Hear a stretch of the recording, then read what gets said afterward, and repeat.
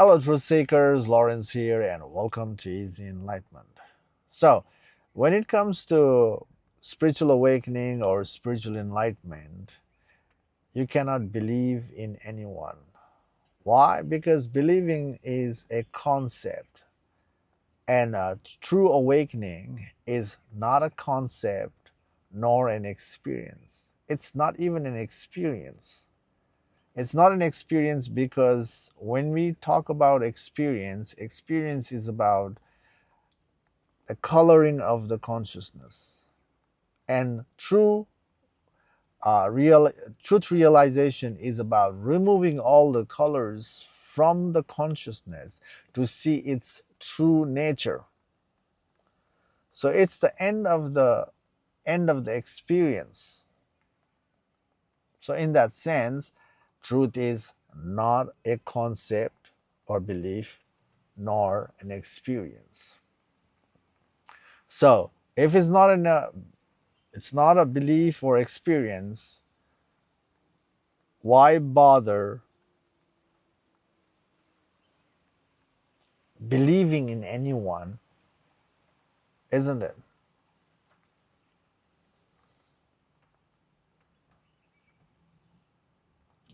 Believing in someone is a way to give up the responsibility in yourself.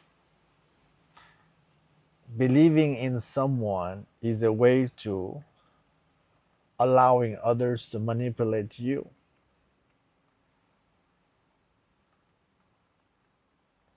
Believing in anyone is a way to take a shortcut.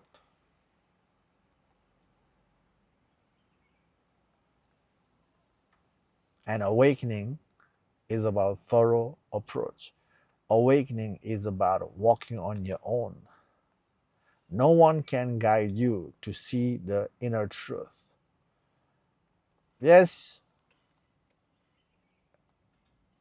there are references that we need from the outer world that can be received uh, in the book or the person, you know.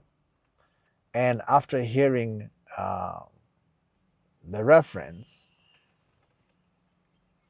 still we have to do the part, and our part in the spiritual journey is 99%. 1% is the outer help, whether it's a person or a book, is the reference how to get there. And the true reference to awakening to one's true nature is dismantling the mind, dismantling all belief.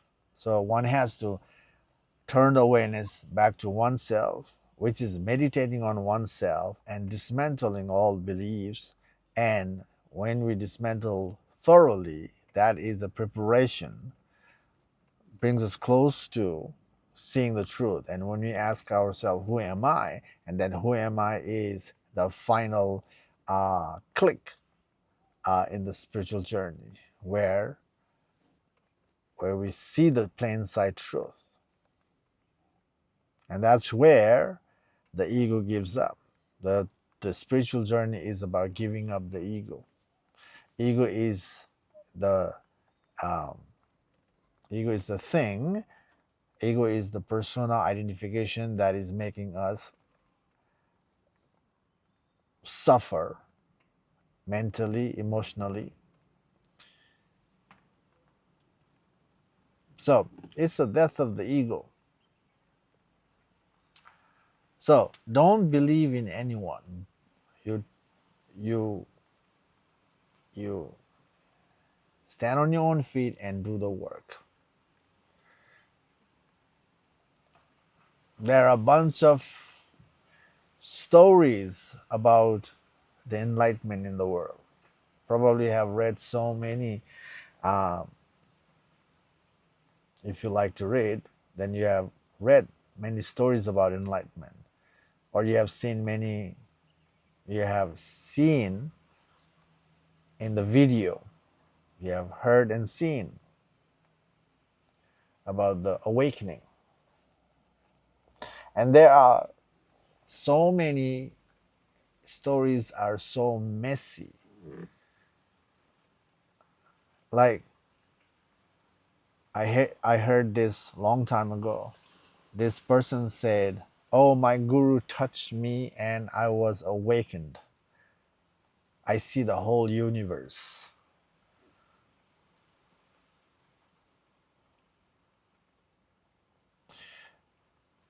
For me, that is completely BS, because seeing the universe is the coloring of the consciousness, the visual effect. Before the person get to that visual effect, the person has already a lot of assumptions about awakening, and that those pre-existing ideas and the visual effect is already there in the person. And when the person, the so-called guru touches the person, and the person who's getting the blessing will go through that, is a deception. Why it's a deception? It's not true, because again, awakening is going back to see the raw nature of oneself, which is empty, which is about seeing the nature of the consciousness. It's not about coloring the consciousness. That's why it's not true. Uh, Not just this one story, there are a bunch of other stories. When someone mentioned about coloring of the consciousness, it's not true. It's not true.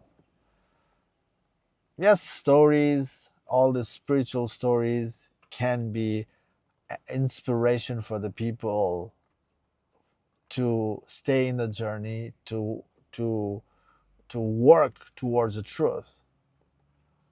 But holding on to those kind of information also limits uh, the journey. People who thinks about enlightenment is all this visual effect. These are the uh, these are the people who use lots of techniques in the spiritual journey, the bodily technique, uh, mental focal point, and people concentrate on those focal point. And when you're concentrating on this focal point, when you're controlling the body so much, the body go through this hyper uh, ventilation experience. And when that happens, then the visual effect comes in. Or the person just imagines something, and just and from there, person starts to uh, be more creative on pre-existing ideas. And that is simply is the way to go nowhere. For me, that kind of practice is simply ego self is doing aligned with the spiritual practice, doing the spiritual work, just to just to avoid the death of the ego.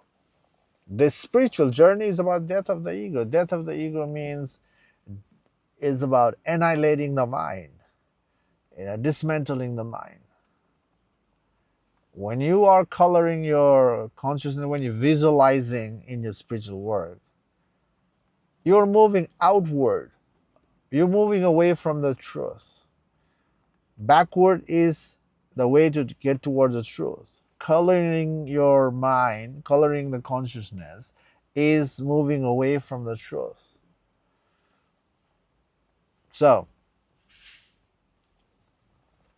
it's important to notice that it's about removing all the colors. So believing someone's idea, someone's story is coloring your consciousness, putting the ideas in yourself. So, if you see believing someone's idea story is not helping you to dissolve the fear, yes, fear. If believing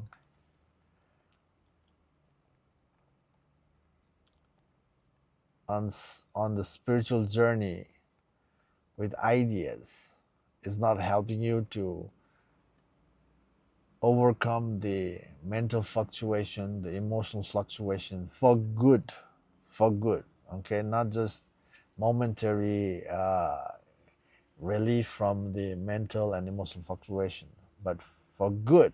If you're not able to overcome for good,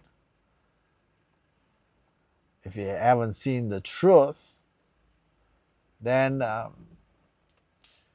you can change the gear and work now in a way that you can face towards the truth and move towards the truth with the simple reference. The reference to awakening to truth is simple, which is turn the awareness back to yourself. Watch yourself. Why watch yourself? Because the struggle is within. Struggle is within. The fear is within. And next step, next thing to do is tracing our fluctuation backward, tracing our emotional fluctuation, mental fluctuation, tracing our fear backward to figure out the root cause of the fluctuation. And once you see the root, also dismantling the root until nothing is left. And this process is a way to be thorough of one's own mind. Tracing the experience backward is to understand, to see the nature of the mind. When you are so clear with the mind and its reality, then when you ask yourself, who am I? That who am I is a final click that will make you see the simple, plain sight truth. And when the truth is seen, the ego in oneself dissolves. Seeing the truth dissolves the mental, emotional drama, dissolves the fear, and the person just rests in the truth, which is the consciousness itself. The person takes the seat of the consciousness rather than resting in the mind. The spiritual journey, enlightenment journey, is about dismantling the mind and resting in the truth.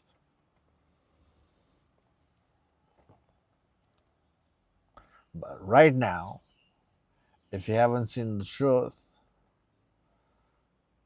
then you identify yourself with the mind. If you ask yourself, who am I? What do you see? You see the mind, isn't it? And what is mind? Mind is the byproduct of your experience. Whatever you have gone through in your life, whatever upgrade you have gone through, they are in you as an idea, as a preference, as a belief, including what you have heard about the spiritual path. It's an idea. So, if you see that all you see is idea about yourself, if you don't see the absolute unchanging truth in you, now the journey can start. So journey can start when you stop focusing outside, or when you stop believing another person or ideas.